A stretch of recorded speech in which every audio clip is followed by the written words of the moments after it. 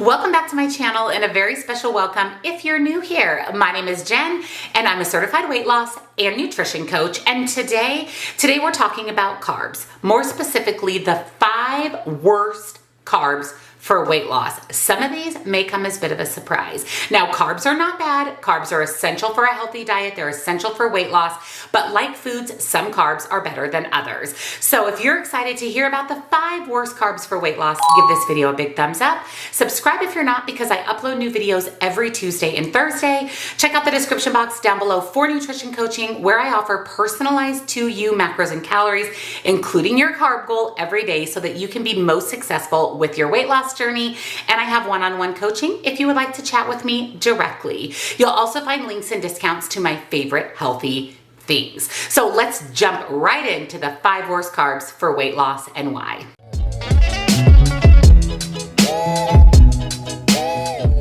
Like I said, carbs are not the enemy. They get painted a terrible picture, but they are essential for day-to-day life, for a healthy body, for a healthy diet. And carbs are the first thing your body reaches for energy, so they're essential for weight loss. Now, of course, just like foods, there are some better carbs than others. Fast-acting carbohydrates, things like chips, crackers, cookies, they don't hold a candle to slow-digesting carbs like oats. Carbs full of fiber like beans, quinoa, brown rice, those are much better carbohydrate choices, although neither one is bad or good. Slow digesting carbs can help manage your blood sugar, your microbiome, and give your body the energy that it needs day to day. We want to stay away from a lot of refined carbohydrates, those fast-acting carbs, crackers, cakes, chips. You can still have them, but in moderation. And when you're thinking about building your meals and snacks and what carbohydrate you're going to include, try to choose those slow digesting carbohydrates that are filled with fiber. Not only will they keep you fuller for longer, they'll help regulate your blood sugar, your microbiome, and of course, just give you that sustained energy instead of that energy high and that energy crash that comes from refined carbs. So what are the 5 worst carbohydrates and why? Number 1 is going to be the good old plain white bagel. Although they are a breakfast staple for many, this is one of the worst carbohydrate choices out there. They are the equivalent of eating 4 to 5 slices of bread. Did you know that? One standard size bagel is equivalent to 4 to 5 slices of bread. And on top of that, nobody enjoys a bagel plain. We're always adding something to it, whether it be butter or peanut butter or cream cheese.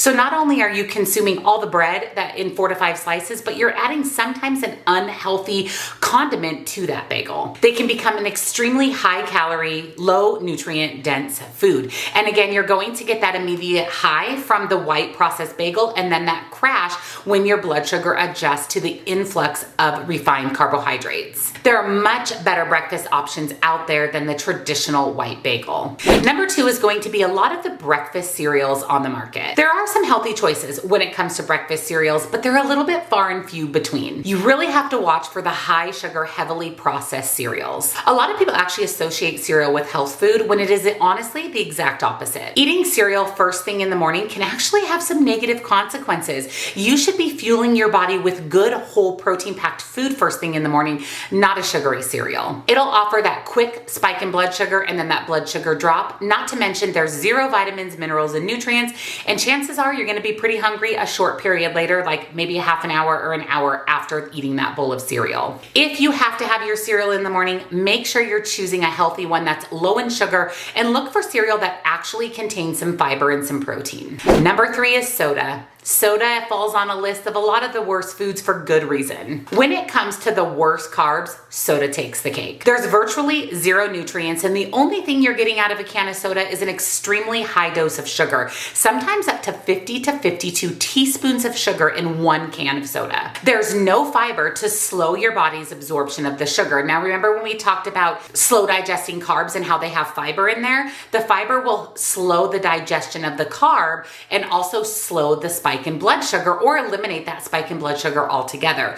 Now with soda, there's obviously no fiber. So as soon as you drink it, boom, your blood sugar spikes. And study after study after study shows that whether or not you are physically active or not, drinking soda on a regular basis leads to weight gain. So it's something you can eliminate from your diet altogether or have in extreme moderation because it's giving you zero nutrients, vitamins, and minerals, and really just giving you empty calories, empty carbs, and a huge blood sugar spike. Next up is traditional white bread, similar to traditional white bagels. Now, Wonder Bread, the good old white Wonder Bread, can bring us back to our childhood, but there is zero, and I mean zero, nutritional value in Wonder Bread. It is stripped of all of its nutrients. White bread has zero nutrients, and it is proven that white bread eaten over time leads to weight gain. Reduce your intake of white bread. You don't have to eliminate it or restrict it altogether, but just reduce it and focus more on a high quality bread like a sprouted grain bread, an Ezekiel bread, or even a sourdough bread. You're going to have less of a blood sugar spike, get in those vitamins, minerals, and nutrients, and it will help keep you fuller for longer because these breads actually contain fiber. So like our cereal choices, we want to look for breads that have fiber and better yet, have some protein. And last but not least is refined pasta or your traditional pastas. People say that pasta causes weight gain. Absolutely. It's a fast digesting processed carbohydrate. And if eaten in abundance, putting you out of a calorie deficit, it can absolutely lead to weight gain, just like any of the other carbs we mentioned on today's list, or really any food eaten in abundance. The reason it causes weight gain is because we overeat it. A serving of pasta is 2 ounces dry, which is about a cup cooked. Now, I don't know about you, but when I go to my local Italian restaurant, I probably have at least 3, maybe 4 cups of cooked pasta in my bowl. So that is the reason why pasta leads to weight gain. Again, taking us out of a calorie deficit. The pasta itself isn't the issue. It's the amount of the pasta that we're eating. And of course, just like cereal, just like white bread, white bagels, there's zero fiber in pasta. So it's an extremely refined carbohydrate that spikes our blood sugar and makes us hungry a short time later. Thankfully, there are a lot of whole grain pastas out there. There's even pastas like Bonza that are made from chickpeas, and there's even pastas like Fiber Gourmet, which is my favorite pasta, that has almost your entire day's worth of fiber in it and 7 grams of protein. So it's going to slow the digestion of that pasta. And the best thing about Fiber Gourmet is it's only 110 calories per serving instead of 200 to 250 calories per serving. So when I want pasta, which is pretty regularly, I love pasta, I reach for Fiber Gourmet. So I'll link it down below for you. I buy it off of the Nutrition website. They have the best price and the biggest variety. Definitely check it out if you want a little bit healthier pasta choice. So those are the 5 absolute worst carbs for weight gain. Did any of these surprise you? And also, are any of these regular in your diet? And are you thinking about making some simple swaps to a little bit less refined carb? Like I said, no carbs are bad or good. Just some are a little bit healthier than others. And that's why I wanted to share with you these top 5 as well as some alternatives. So if you enjoyed today's video, give it a big, huge thumbs up. Subscribe if you're not, because again, I upload every Tuesday and Thursday. And don't forget to check out the description box down below for nutrition coaching, as well as links and discounts to my favorite healthy things. Thank you so much for watching, and I hope this video helped you out, and I'll see you next time. Bye.